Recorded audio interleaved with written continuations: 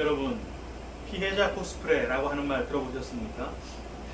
피해자가 아닌 사람이 피해자인 것처럼 행동하는 것을 비꼬는 표현인데요.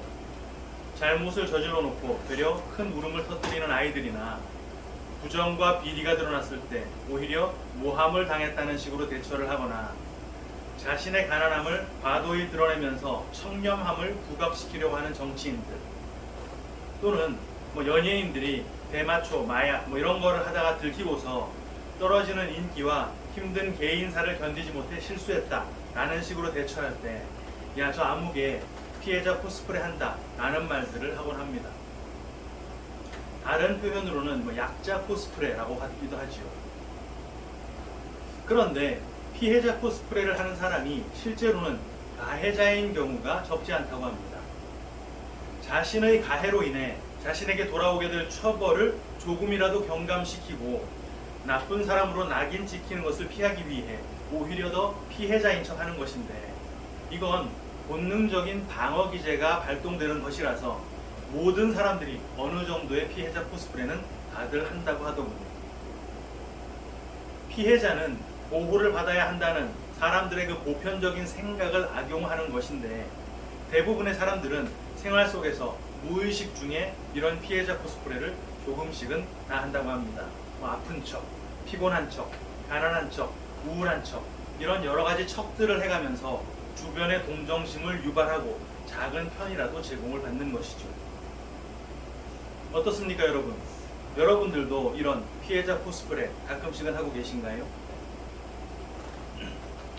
지난 시간 우리는 안식일에 밀밭에서 이삭을 잘라먹은 제자들의 행동을 주님께서 다소 억지스럽게 옹호하셨던 그 사건과 안식일의 회당에서 손 마른 사람을 고치신 사건에 대해 함께 나눴습니다. 이것은 단순히 안식일에 의인은 행해도 돼 라는 식의 논쟁에 대한 내용이 아니라 말 그대로 참 안식이라는 것이 무엇인지를 보여주신 것이었죠. 먹을 것이 없는 고아와 과부, 가난한 자, 나그네를 위해 밭의 모든 것을 다 수확하지 말고 모퉁이에 남긴 것, 이거 뭐라 그랬습니까? 은혜잖아요. 그 은혜를 거저 받아 누리는 것이 바로 안식이고, 또 오른손 마른 자, 그거 뭐라 그랬죠? 의를 내놓을 수 없는 자, 죄인, 그거 우리라 그랬습니다.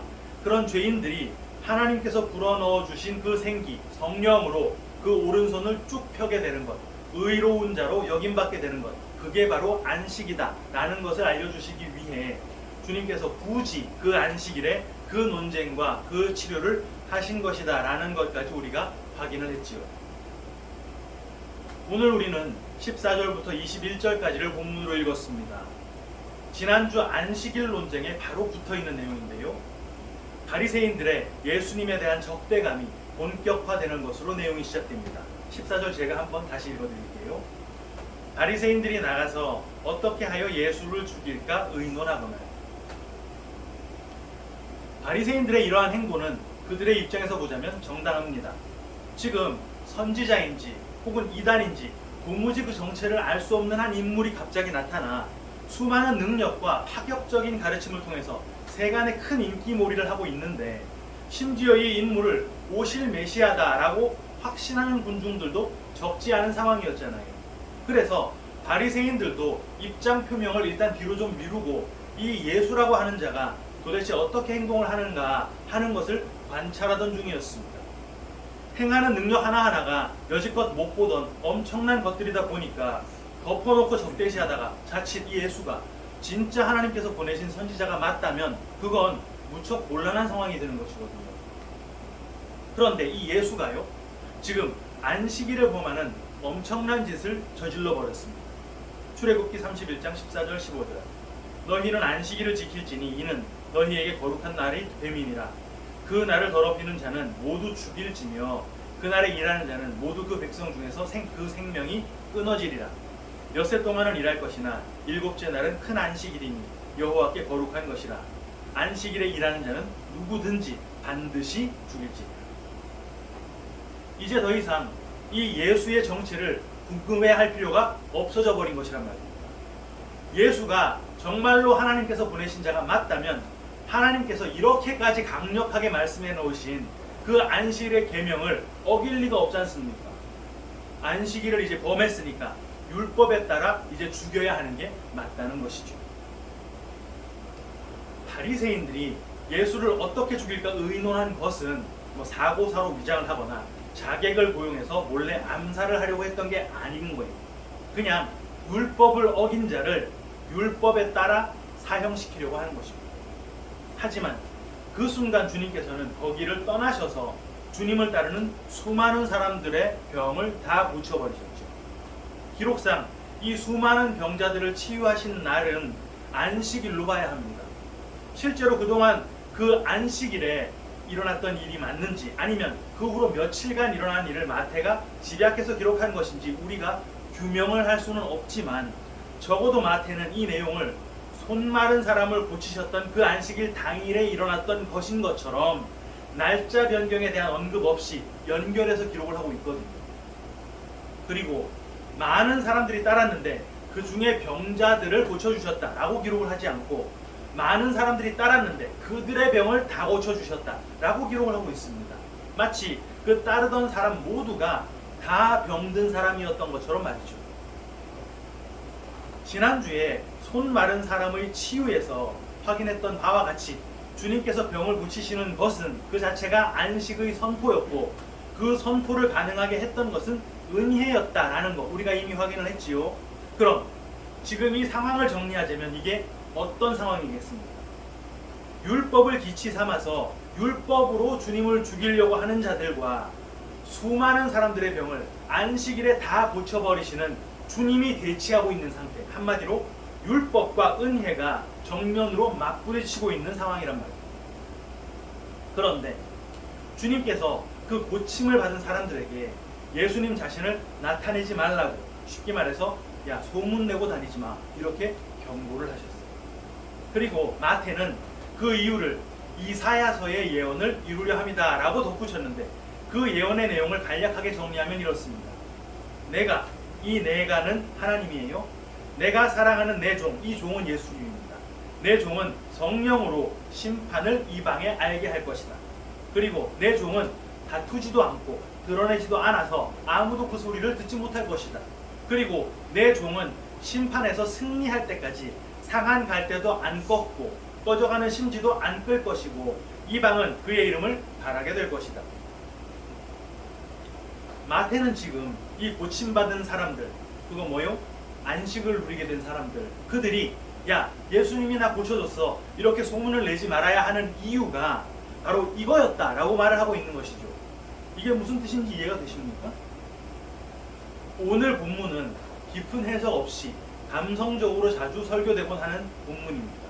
그 이유는 바로 상한 갈대를 꺾지 않고 꺼져가는 심지, 꺼져가는 그 등불을 끄지 않는다라고 하는 구절 때문인데요.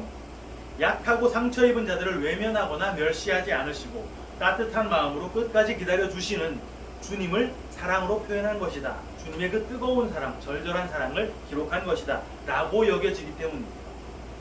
이 구절을 가사로 삼아서 복음성가도 여러 편 이미 나와 있죠. 그런데 이게 그 상한 갈대와 꺼져가는 심지를 약하고 상처 입은 자들로 보기가 좀 껄끄러운 것이, 성경에서 이 단어들을 사용한 다른 곳을 보면 그 뉘앙스가 상당히 부정적이기 때문입니다. 먼저 상한 갈대를 보자면 이사야서 36장 6절, 보라 네가 애굽을 믿는도다. 그것은 상한 갈대 지팡이와 같은 것이라. 사람이 그것을 의지하면 손이 찔리리니 애굽 왕 바로는 그를 믿는 모든 자에게 이와 같으니라. 여러분, 중동의 갈대는요, 우리가 생각하는 막 바람 불면 휙휙 꺾이는 그런 연약한 갈대가 아닙니다. 중동의 갈대는 지팡이라고 해도 될 만큼 거의 대나무에 가까운 단단한 식물이에요. 그래서 그 갈대가 상했다라고 하는 건 그 갈대가 어떤 이유로 꺾이는 바람에 굉장히 날카로운 단면이 드러나 있는 상태를 말하는 것입니다. 이거 실제 그런 단면에 사람이나 짐승들이 부상당하는 일도 많아요. 그래서 손 찔린다라고 하는 표현이 나와 있는 것이죠. 꺼져가는 등불도 한번 볼까요? 이사야서 43장 17절. 병거와 말과 군대의 용사를 이끌어내어 그들이 일시에 엎드려져 일어나지 못하고 소멸하기를 꺼져가는 등불 같게 하였느니라. 병거, 말, 군대 이런 것들이 일시에 엎드려졌던 사건, 이거 뭡니까? 홍해에서 애국 군대가 몰살했던 사건이었잖아요. 여기에 상한 갈 때는 애국, 꺼져가는 등불은 애국 군대를 지목하고 있는 단어란 말이에요. 이게 다 이사야서에서 나온 기록인데 오늘 본문에서 마태가 인용한 그 구약의 구절도 이사야서 아닙니까? 이사야서 42장 전반부에 나오는 여호와의 종의 노래 부분을 따온 것입니다. 그럼 동일한 책 이사야서에서 동일하게 사용된 단어라면 당연히 그 의미가 같아야 마땅하겠지요.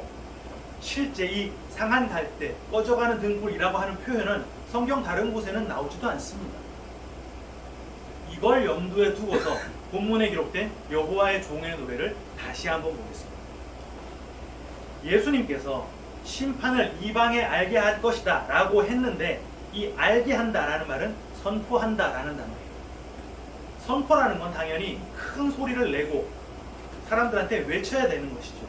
그런데 다투지도 않고 들레지도 않는다고 합니다. 이 말 뜻은요, 소리도 안 지르고 언성도 높이지 않는다라는 뜻이에요. 실제 이사야서를 보면 그렇게 나와 있습니다. 이사야서 42장 2절. 그는 외치지 아니하며 목소리를 높이지 아니하며 그 소리를 거리에 들리게 하지 아니하며. 선포를 하는데 소리 안 지르고 목소리도 높이지 않고 소리가 들리지도 않게 한답니다. 이상하지요? 그리고 거기에 상한 갈대, 꺼져가는 등불이 붙어 있는 거예요. 그럼 이사야서에서 인용된 부분 여기까지를 풀어서 다시 한번 말씀드려 보겠습니다.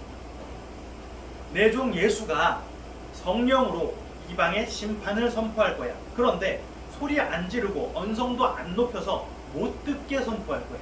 그리고 그는 상한 갈대 애국도 꺾지 않고 꺼져가는 등불 그 애국 군대도 안 꺼버릴 텐데 언제까지 그렇게 할 거냐 하면 심판에서 이길 때까지 그렇게 할 거야. 어떻습니까? 아직 그 내용이 다 이해되지는 않겠지만 감성적이고 따뜻한 느낌과는 많이 다르지요. 이제 오늘 본문 18절과 20절에 나오는 심판이라고 하는 단어를 확인해 볼 텐데요. 이게 본문을 푸는 핵심 단어입니다. 이 심판이라고 하는 단어는 헬라어 크리시스를 번역한 것인데요. 구분하다, 정의, 심판, 법적 절차에 따른 판결 이런 뜻입니다. 이사야서에서는 이 단어를 히브리어 미시파트라는 단어를 쓰고 있죠. 이게 우리말 성경에서는 정의라고 번역이 되어 있습니다.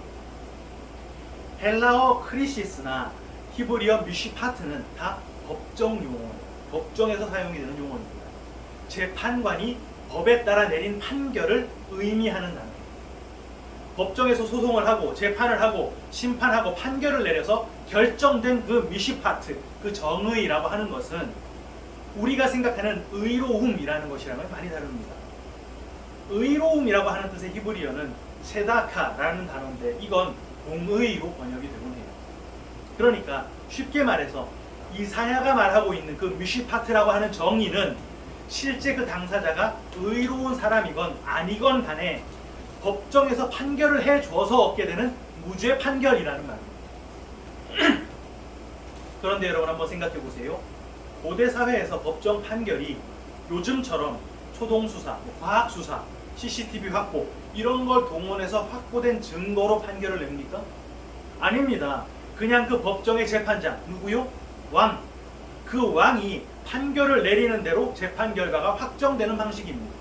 물론 왕이 증인들의 증언이나 정황 같은 걸 근거로 해서 판결을 내리긴 하겠지만 그 판결을 좌지우지하는 가장 결정적인 요인은 바로 왕의 주관이라는 말이에요. 아무리 자기 스스로가 결백하다는 증거를 들이밀어도 왕이 그 증거를 받아들여 주지 않고 야 쟤는 사형 이렇게 하면 그냥 사형을 당하는 것이고 아무리 실제 범죄를 행했다 하더라도 그 명백한 증거가 있다 하더라도 왕이 그날따라 마음에 감성이 충만했네요. 그래서 불쌍한 마음에 야 쟤 그냥 풀어줘 라고 하면 그 순간 무죄로 풀려나는 것이란 말이에요. 그럼 그렇게 풀려난 사람의 입장에서 그 무죄 판결, 그 미시파트, 그 크리시스, 그 정의는 도대체 뭘 근거로 얻어진 거란 말입니다. 왕의 은혜잖아요. 다른 사람들이 아무리 아니 그래도 저건 아니죠. 이렇게 명백한 증거가 있는데 저런 놈을 어떻게 그냥 풀어줍니까?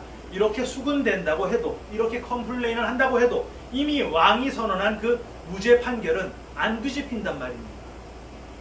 그럼 이제 그 무죄 판결이란 말을 넣어서 오늘 본문을 한번 또 의역해 보겠습니다. 예수는 성령으로 그 무죄 판결, 그 왕의 은혜를 이방에 선포할 거야. 이게 무슨 말인지 이제 보이시죠? 하나님의 은혜 뭡니까? 십자가를 통해 선포되는 대속이잖아요. 그 대속이 뭡니까? 당사자의 죄의 유무와 무관하게 무죄 판결을 받는 것이죠. 그걸 예수 그리스도께서 세상에 선포하신다는 말입니다. 그런데 그 선포의 소리, 그거 안 들리게 할 거야. 소리도 안 지르고 목청도 안 높여서. 그런데 그거 언제까지? 그 이방이 그 무죄 판결, 왕의 은혜를 받게 될 때까지. 확실하지요? 그 은혜가 세상에 왔는데 아무도 실제 깨닫지 못했습니다. 예수가 십자가에 달려 돌아가실 때, 아, 저게 하나님의 은혜구나, 이걸 알아차린 사람이 아무도 없었어요. 왜? 세상은 그걸 알면 안 되니까. 이사야서 6장 8절부터 읽어드립니다.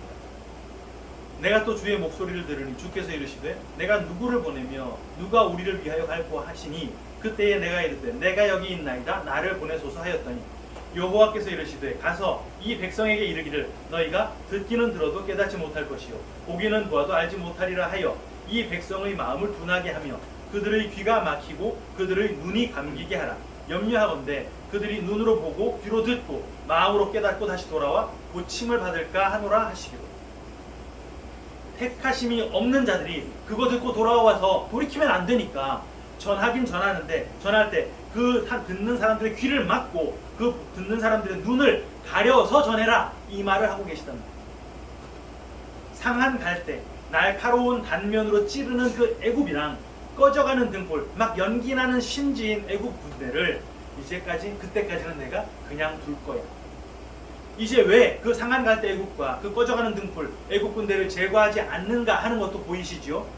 애굽 군대, 이게 다 세상의 힘이란 말입니다.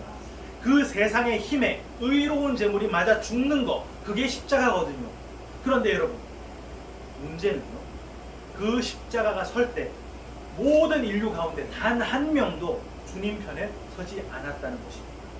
온 세계가 한 마음 한 뜻으로 예수를 십자가에 못 박아 죽였어요. 다시 말해 전 인류가 다 가해자인 그 세상의 편에, 세상의 힘이라고 하는 그 편에 서 있었단 말이에요.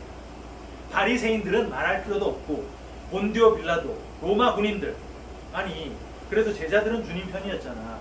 힘이나 능력이 모자랐을 뿐이지. 그렇습니까? 주님이 로마 박살내 주기를 바라고 있었던 게 제자들입니다. 그거 빨리 좀 하라고 주님을 궁지로 막 몰았는데 끝까지 그걸 안 해주네요. 그래서 다 배반하고 도망갔던 것입니다. 부인하고 저주하고 맹세까지 하면서 예수님을 등졌던 게 제자들 중에 수제자였어요. 모두가 다 상한 갈대, 모두가 다 꺼져가는 심지였단 말이에요. 그런데 오늘 본문 20절을 다시 한번 보겠습니다. 상한 갈대를 꺾지 아니하며 꺼져가는 심지를 끄지 아니하기를 심판하여 이길 때까지 하리니. 이거 다른 말로 하자면 그 상한 갈대 안 꺾고 그 꺼져가는 심지 안 끄는 유예 기간이 심판에서 이길 때까지다 라는 말인데, 바꿔 말하면 이기는 그 순간 유예 기간이 끝나서 그때 상한 갈대를 꺾고 그때 그 꺼져가는 심지를 끄겠다는 말입니다. 유예 기간이 끝나는 순간인 심판하여 이기는 그때, 이거 좀 전에 뭐라 그랬습니까? 왕의 은혜로 인한 무죄가 선포되는 순간, 십자가가 서는 순간, 그때 그 애국 군대, 한마디로 뭐요? 세상의 힘. 그 세상의 힘이 그럼 뭔데요? 우리가 계속해서 확인해 오던 율법이란 말이에요. 고대 사회가 갈대를 뭘로 썼었는지 잘 아시죠? 측량할 때 사용하던 잣대였습니다. 그 잣대가 올바른 잣대가 아니라 상한 잣대네요. 그게 바로 진리를 측량해내지 못하는, 다른 말로 은혜를 드러내지 못하는, 행해야 할 의무로만 남은 무거운 짐, 율법이었단 말입니다. 그게 상하지 않은 온전한 갈대일 때 제대로 된 측량을 하게 되는데, 계시록 21장 15절, 내게 말하는 자가 그 성과 그 문들과 성곽을 측량하려고 금 갈대자를 가져다. 그 금 갈대자로 계시록에서 뭘 쟀습니까? 새 예루살렘 쟀잖아요. 새 예루살렘, 그거 뭡니까? 예비된 신부, 은혜로 이루어진 교회, 제대로 된 상하지 않은 갈대는 은혜를 잰다고 하는 말입니다. 정리해 볼까요? 십자가가 설 때 그 율법의 힘은 끝이 난다고 하는 것이고, 그때 주님을 가해했던 그 율법, 그 세상의 힘이 끝장이 난다고 하는 말을 하는 것입니다. 이게 바로 십자가에 숨겨진 진짜 비밀인데, 이거 율법에 매인 자들은 말해줘도 알아듣지 못해요. 왜?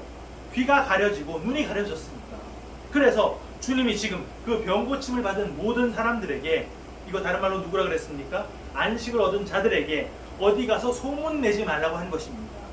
지금 그 안식 얻은 사람들이 진짜 영원 안식을 얻었던 게 아니라 안식이 뭔지를 보여주기 위해 모형으로 병고침을 받아 쓰임받은 것인데, 어차피 그 진리를 깨닫지도 못한 것들이 어디 가서 소문내면 어떤 소문 내겠습니까?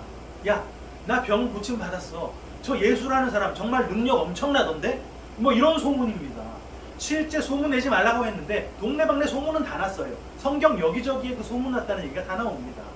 그래서 주님께서 소문을 내지 말라고 하신 것이 메시아의 그 예언이 이루어진 것이다 라는 언급을 마태가 한 거예요. 어차피 그 소문 듣는 사람들 눈 가려지고 귀 막혀서 그 안에 숨겨져 있는 그 무죄의 선고, 그 왕의 은혜는 발견할 수가 없단 말을 하는 것입니다.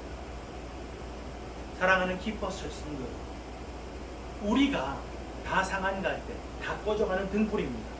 연약하고 불쌍하고 가련한, 그래서 동정을 받을 만한 존재가 아니라 세상 힘을 추구하는 자, 율법에 매여 죽어 마땅한 존재라는 말을 하는 거예요. 우리 역시 주님이 살해당하는 그 십자가 사건의 가담자, 가해자였는데 우리가 어떻게 살게 됐습니까? 왕의 무죄 선고, 은혜로 살게 된 것입니다. 그런데 그 은혜를 붙들지 않고 여전히 율법 준행으로 쌓은 내 의를 붙들고 있다면 그 사람은 은혜가 선포되는 그 대척 지점에서 예수를 죽이려고 율법을 동원하는 바리새인일 뿐 성도가 아니라는 말이에요.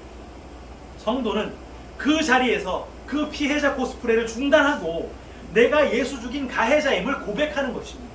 그리고 내 앞에 우뚝 선 그 십자가에 내 몸을 눕혀 주와 함께 죽고 예수의 부활에 동참해서 그 왕의 무죄 선고, 그 은혜를 내 것으로 받아들이는 거예요. 그게 진짜 은혜를 발견한 성도들의 일입니다.